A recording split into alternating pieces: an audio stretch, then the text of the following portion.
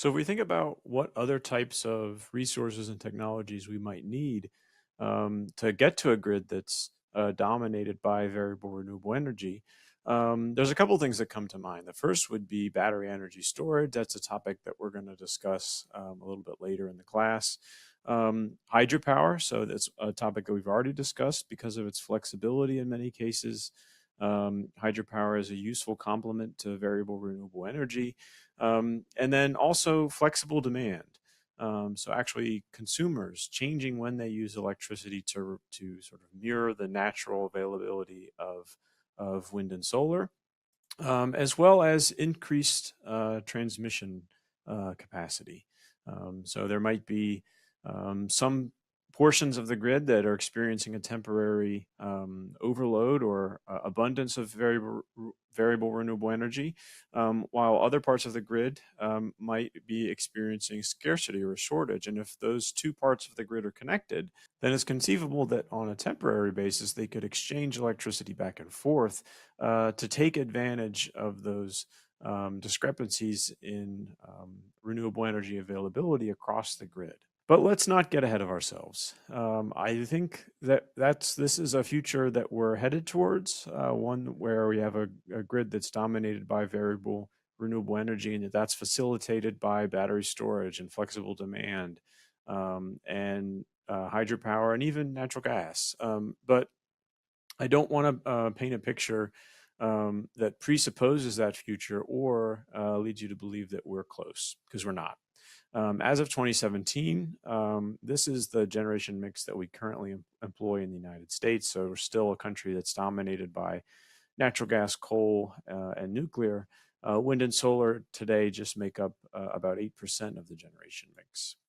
So it's important then to actually talk about how integrating wind and solar impacts the grid that we have today. Because the characteristics of wind and solar, the non-dispatchable nature, multi-scale intermittency, and geographical limitations do create challenges for other current grid participants, and in some cases, renewable energy producers themselves. So let's dig into those.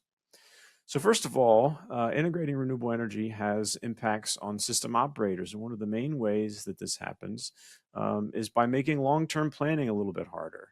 Remember, we had a whole lecture about going inside an electric utility and thinking about how utilities make decisions about how much new capacity to add. And a lot of that was based on being able to predict what future demand was going to be out into the future. And so we talked about ways of doing that using multivariate regression. We're trying to predict Y here, which would be peak electricity demand, the highest demand that we experience during the year, some year out into the future. And we said that we might be able to predict that as a function of economic activity, WT, population, per capita consumption, and then also the highest daily temperature are going out into the future. All of those we would think would contribute to peak electricity demand in the future. And we also talked about how those estimates are uncertain. And one of the main drivers of uncertainty here would be actually weather, right? On a year-to-year basis, the highest temperature experienced can be hotter or cooler. And we could describe that probabilistically with some expectation that the sort of maximum summer temperature might be some level out into the future, and that we'd actually see a range of values sort of bouncing around that. Whereas we'd be most likely to experience temperatures close to the expected average, but also possible, however unlikely, that we would experience temperatures much, much hotter than that or much, much cooler than that. So there's a similar source of uncertainty introduced by relying on variable renewables like wind and solar. So now when we're talking about how much capacity we need out into the future, we're not just talking about uncertain demand and trying to predict demand out into the future. If we're reliant on wind and solar, now we're also talking about some uncertainty in the availability of supply. How much wind are we going to have out into the future given a certain amount of capacity? Even if we know how much is installed, on a year-to-year basis, we might not know exactly how much we're going to get.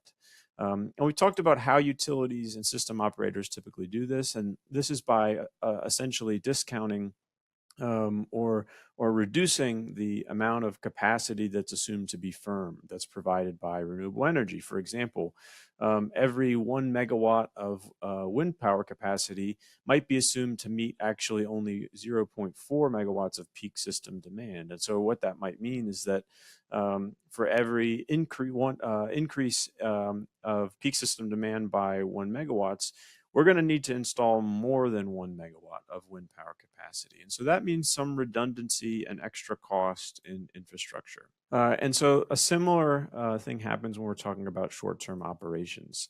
So system operators schedule generation in advance based on 24-hour ahead forecasts of electricity demand. And so there's a lot of different things that need to be considered when you're doing this. So one thing that could go wrong are accidents. You could experience unexpected accidents at electric power plants that might create a sudden need for increased generation. You might experience an error in how much demand you actually forecast. So predicting electricity demand 24 hours in advance is largely an exercise in predicting the weather because of the extent to which temperatures in particular drive electricity demand from heating and cooling. And system operators deal with this uncertainty in the forecast and also deal with the potential for failure and loss of reliability unexpectedly at certain power plants or transmission lines by setting aside operational reserves. So it's this unused capacity that's left unused on purpose. Just in case something goes wrong, there needs to be a certain amount of power plant capacity that can respond quickly to increase or in some cases decrease generation. So when we're talking about grids that are dominated by variable renewable energy, that this is going to increase in many cases the amount of operational reserves that we need because there's an additional source of uncertainty in terms of how much electricity is going to be supplied. And so renewable energy, especially wind power, actually forces system operators to set aside even more reserves, usually as a function of installed capacity. For example, we might think about a system where the reserve requirement is a traditional N-1 criteria. So you want to have a certain amount of capacity set aside to make up for the loss of the biggest single power plant in the system, maybe a large nuclear power plant, plus some additional capacity that scales as a proportionally to how much installed wind power there exists, right? So if we thought there was 500 megawatts of wind power installed, and we decide that the safest approach is for every 1 megawatt of wind power installed, to install 10% of that in terms of reserves, that would mean that we would be setting aside an N-1 requirement plus 10% of our installed wind power capacity, so an additional 50 megawatts of reserves. And so the hidden cost here really is that an increased reliance on renewable energy increases the need for redundancy. It increases the need for redundancy in how much capacity we have installed in the system, as well as on an operational basis, how much reserves we set aside just in case something bad happens. Other potential impacts of renewable energy on systems that we have today include impacts on conventional generators. So these would be, in some cases, nuclear, but mostly coal, natural gas, and hydroelectric dams. And so, in particular, for coal and natural gas power plants, what we can see is some extra wear and tear and efficiency losses associated with those power plants ramping up and down in order to accommodate the variable nature of wind and solar. So when we talk about conventional generating sources, this is what we're talking about. And so what ends up happening is that intermittent renewable energy requires other generation sources, the conventionals, to ramp up and down their own output to accommodate, right? So you have periods of the day when there's more wind and solar. That means the other stuff, coal, natural gas, and hydropower, has to ramp down or decrease their production when you have more wind or solar. And the converse is true. When you have less renewables available, the other stuff has to ramp up in order to compensate. And sometimes those ramping effects or those ramping requirements happen very quickly. For example, when the sun goes down in California, there is this sudden need for other generation to ramp up. So this is the duck curve, remember, where each one of these lines shows progressively how net demand for electricity in California is changing because of greater penetration of solar during the middle part of the day. And now we're in a situation where as the sun starts to go down, there's this dramatic need for an increase in generation, not because demand is increasing, but because the sun is actually going away. And so that ramping, that dramatic increase in the amount of electricity that's provided, has to be provided by conventional generators. Another issue is a loss of efficiency in conventional generators, especially coal and natural gas power plants. And so what this shows is a heat rate curve. So a heat rate is essentially the fuel efficiency of a power plant. So a heat rate is just the ratio of millions of British thermal units, so the amount of natural gas or coal in per megawatt hour of electricity out. So the higher the heat rate, the more natural gas or the more coal you need to produce the same amount of electricity.